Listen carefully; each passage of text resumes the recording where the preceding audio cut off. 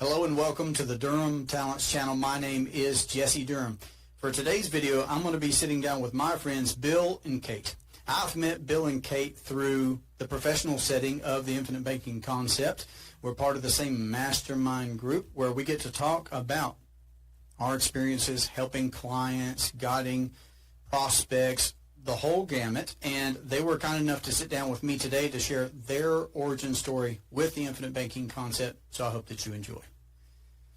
All right, guys, well, we've already been chatting it up, but I want to say good afternoon to you because we're both on East Coast time, so it's good afternoon for all of us. How are you today? We're doing great. I'm doing great. Fantastic. Well, I'm happy to have you all here. And happy, again, this is so neat. This is always so neat. I think you're so brave, Kate. Again, at least Bill and I had one-on-one phone call conversation before he said, yeah, I'll jump down and sit with you and we'll record and talk through IBC. And but you and I didn't have that benefit. So we're used to seeing each other on the screen, y'all from Florida, me in North Carolina. But today we're going to be talking about your story. So, yeah, thanks for being here. Thanks for being willing to hit record on the conversation. Maybe we'll do ladies first. I don't know. Y'all just tell me, where do you want to pick up with, what did life look like when you were exposed to the Infinite Banking concept, and how were you exposed to the Infinite Banking concept? Well, I could do that easy. Thank you. And thank you very much for inviting us. We really appreciate it.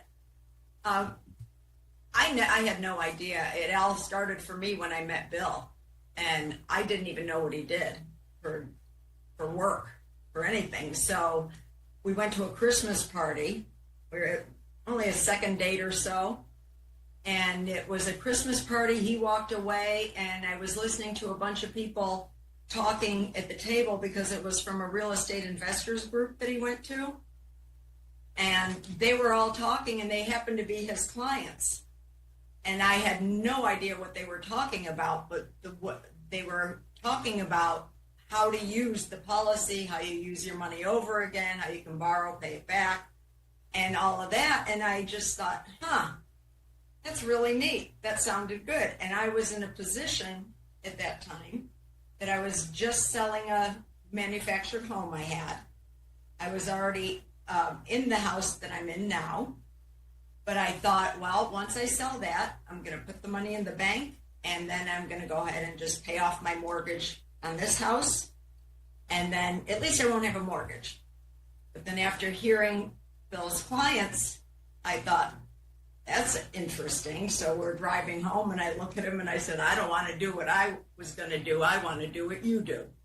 And he just looked at me because it was so cryptic, and he said, what are you talking about? I said, I want to, so I could keep my money, because I didn't know how to even explain it or say it or what it was called or that it even had a name.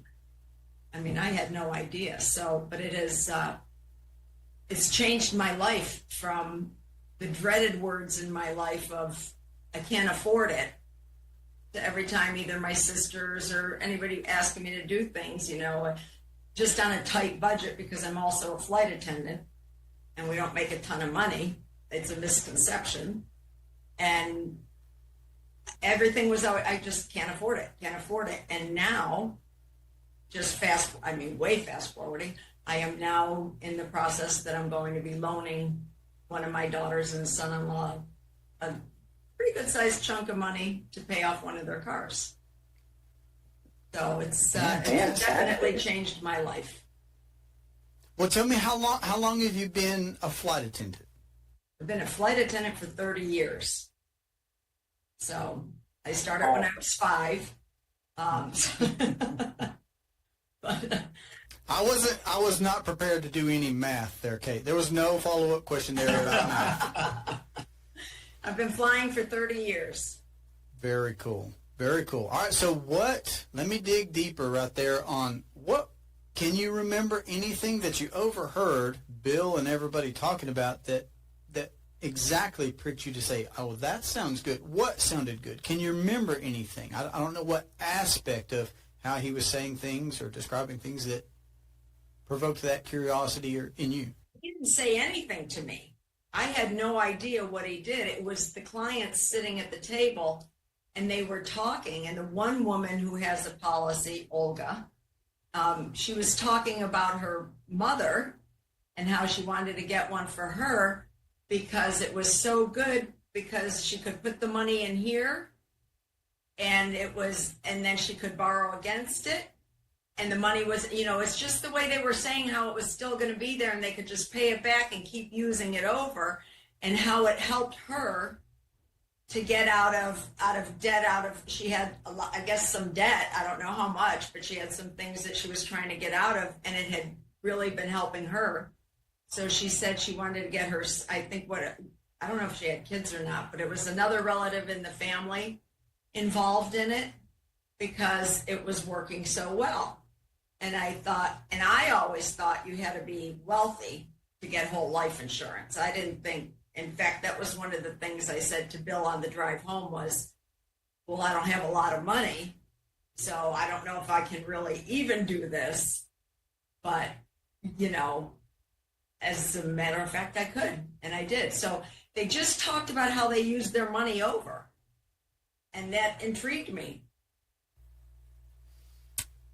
Okay.